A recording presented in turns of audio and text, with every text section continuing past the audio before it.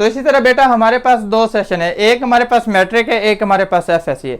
तो जो हमारा बेसिक आज का लेक्चर है, पहला लेक्चर है, वो दोनों क्लासेस के लिए सेम है, एफएससी के लिए भी और मैट्रिक के लिए। बस कुछ एक दो टेक्निकल पॉइंट है वो मैं आपको समझा देता हूँ कि हमने क्वेश्चन सॉल्व कैसे करने हैं। तो सबसे पहले हमारे पास हमारी जो बुक होती है वो 3 हिस्से में डिवाइड होती है। सबसे पहले हमारे पास हिस्सा नसर होता है, हिस्सा नज़म होता है और हिस्सा गजल होता है। आज हम जो फर्स्ट क्वेश्चन अटेम्प्ट करने जा रहे हैं वो हिस्सा नसर में से करने जा रहे हैं, मैट्रिक का भी और एफएससी का भी। आपके पास आपके पेपर पे, क्वेश्चन पेपर पे जो क्वेश्चन नंबर दिया गया होता है, पहली बात तो यह है कि आपने अपनी आंसर शीट पे सेम अपना क्वेश्चन नंबर देना होता है। फॉर एग्जांपल हमारे पास हिस्सा नसर में से पहला जो क्वेश्चन आता है मैट्रिक में, वो आता है हमारे पास खुलासा। बेटा 10 नंबर का खुलासा आता है। अब देखें कि 10 नंबर हमने अपने सिक्योर किस तरह करने हैं। अब देखें कि हमारे पास खुलासा लिखने का भी कुछ तरीकाकार है। कुछ बच्चे ये करते हैं कि हमारे पास सेम जिस तरह क्वेश्चन दिया गया होता है वो यहाँ पे अपनी आंसर शीट पे वो प्रिंट कर देते हैं। ये बेटा गलत है। आपने सबसे पहले क्या करना है कि आपने अपना क्वेश्चन नंबर देना है कि हमारे पास क्वेश्चन नंबर कौन सा हम सॉल्व कर रहे हैं। आप क्वेश्चन नंबर देखेंगे, फॉर एग्जांपल 1 है, जिस तरह मैंने लिखा हुआ है। अगर उन्होंने दिया हुआ है कि क्वेश्चन नंबर 1 खुलासा लिखें, तो आपने खुलासा लिखेंगे जिस तरह मैंने लिखा हुआ है, आपने सेम अपनी आंसर शीट पे वैसा ही प्रिंट करना है, कोई इससे रद्दो बदल नहीं करनी। जिस तरह मैंने लिखा है खुलासा लिखें, आपने सेम आंसर शीट पे लिखना है खुलासा लिखें। उसके बाद आपने सबसे पहले क्या करना है कि आपने सबक का उन्वान लिखना है। बेटा दोबारा सुन लें, मैंने लिखा हुआ है सबक का उन्वान। स्टूडेंट क्या करते हैं कि हमारे पास लिखते हैं सबक का नाम। एक बेटा नाम होता है, एक उन्वान होता है। कि सर हमें क्लियर करें कि उन्वान और नाम में फर्क है। बेटा नाम होता है जिस तरह मेरा नाम है सकलैन है, किसी का नाम अहमद है। अब बेटा नाम का एक ही मतलब होता है, एक ही मीनिंग होता है, उसकी कोई हिस्ट्री नहीं होती, कोई बैकग्राउंड नहीं होता। हमारे पास जो बेटा उन्वान होता है, आपने अक्सर हिस्सा नसर के सबक देखे होंगे, जब भी एंड होता है उसके एंड पे कुछ ना कुछ दिया गया होता है, माखज दिया गया होता है। अब माखज क्या होता है कि आपने जो नसर का सबक लिया है वो कौन सी मुसन्नफ की, कौन सी किताब की, कौन सी जिल्द से लिया है। अब देखें जिल्द से लिया है कि उसके बहुत सारे असबाक और भी हैं, आपने उसमें से अपनी मर्जी का एक लेसन जो है वो चूज किया है। इसका मतलब होता है उन्वान। नाम की कोई फर्दर डिटेल्स वगैरह नहीं होती, इसलिए हम लिखते हैं कि सबक का उन्वान। सबसे पहले लिखेंगे सबक का उन्वान। अब सबक के उन्वान के बाद सेकंड स्टेप हमारे पास होता है मुसन्नफ का नाम। बेटा 10 नंबर का ये टोटल होता है। फर्स्ट 1 नंबर हमारे पास होता है सबक के उन्वान का। दूसरा हमारे पास स्टेप होता है मुसन्नफ का नाम। अब मुसन्नफ का नाम जो होता है हमारे पास, इसका 1 नंबर इसका होता है। अब हमारे पास 2 नंबर सिक्योर है कि जिस स्टूडेंट को ये पता है कि ये जो सबक है, अब देखिए 1 नंबर तो वो आपको एग्जामिनर खुद दे रहे हैं। बेटा दोबारा सुने, 1 नंबर वो आपको खुलासे में खुद दे रहे हैं। अब वो कहां दे रहे हैं, देखे बेटा अगर उसने देना है, कोई भी लेसन देना है कि फला सबक का खुलासा लिखें, आपने क्या करना है कि सबसे पहले लिखना ही वही है सबक का उन्वान। लेकिन जब सबक का उन्वान लिखना है तो आपने अपनी मर्जी का चूज किया होना है और उसने भी दिया होना सबक।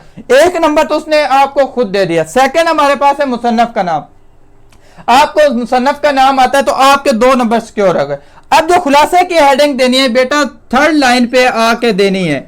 आपने इससे पहले खुलासा कहीं भी नहीं लिखना, आपने 3rd लाइन पे आके लिखना है खुलासा। खुलासे के बाद ये लिखने के बाद राइट इसके नीचे वाली लाइन से, इसी से आगे आपने स्टार्ट कर देना है। इससे आगे ही लिखना स्टार्ट करना, ना कि खुलासे के नीचे से लिखना स्टार्ट करना है। अब सेकंड जो इंपॉर्टेंट चीज है कि आप मैट्रिक लेवल में, आप एफएससी लेवल में अभी तक नहीं गए। अब मैट्रिक लेवल पे क्या होता है कि आपने खुलासे के पैराग्राफ नहीं बनाने होते, आपने एक ही पैराग्राफ में 1.5 पेज पे अपना खुलासा एंड करना होता है। खुलासा एंड करना होता है, फिर आपने खुलासे में भी कोई बोल्ड हेडिंग वगैरह नहीं देनी, कोई शेर, कोई हदीस, कोई ऐत, कोई मुकुल्ला, कुछ भी आपने खुलासे में नहीं लिखना। एक ही पैराग्राफ में लिखना है, कोई बोल्ड हेडिंग नहीं देनी। आप हाँ कोई इंपॉर्टेंट वर्ड है आप पेन के साथ लिखकर मार्कर के साथ उसे इन्वर्टेड कॉमास में क्लोज कर सकते हैं।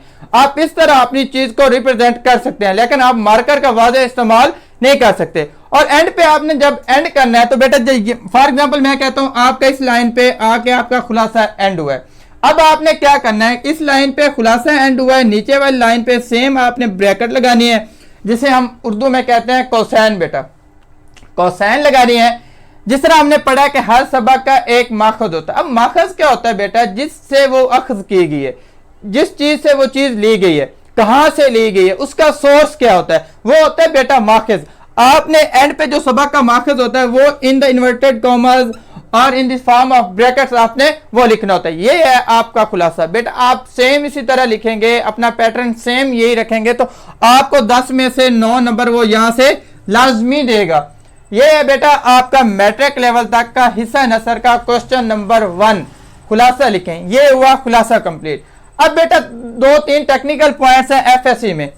अब बेटा वहां पे हमने ये पढ़ा है कि मैट्रिक लेवल तक आप जब रहते हैं आपने 1.5 पेज या 1 पेज का खुलासा लिखना होता है और उसमें आपने ये करना होता है कि कोई भी आपने बोल्ड हेडिंग नहीं लिखनी होती, एक ही पैराग्राफ की फॉर्म में लिखना होता है। 2 या 3 पैराग्राफ आप नहीं बना सकते, वो एक बैड इंप्रेशन पड़ता है। जब आप मूव ऑन करते हैं इन द एफएससी में बेटा ये होता है कि आपने 2 से 2.5 पेज लिखने होते हैं। जी आप सही सुन रहे हैं, 2 से 2.5 पेज आप लिखेंगे, लेकिन आप उनको in the form of paragraph लिखेंगे, पैराग्राफ बनाएंगे।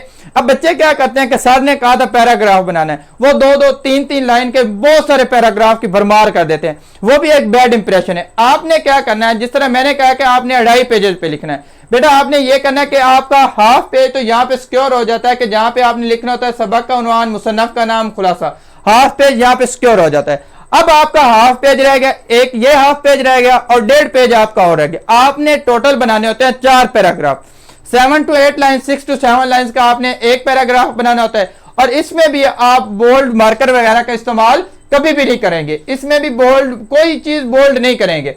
आप सेम इन्वर्टेड कॉमर्स में लिख सकते हैं, कोसाइन में लिख सकते हैं, कुछ और आप अलामत इस्तेमाल कर सकते हैं, मार्कर के साथ उसे बोल्ड कर सकते हैं, लेकिन आप उसमें कोई हदीस, कोई आयत, कोई मकुल्ला वगैरह ऐड नहीं कर सकते। सेम आप जब एंड करेंगे बेटा आपने यहाँ पे भी उसका माखज ऐड करना होता है।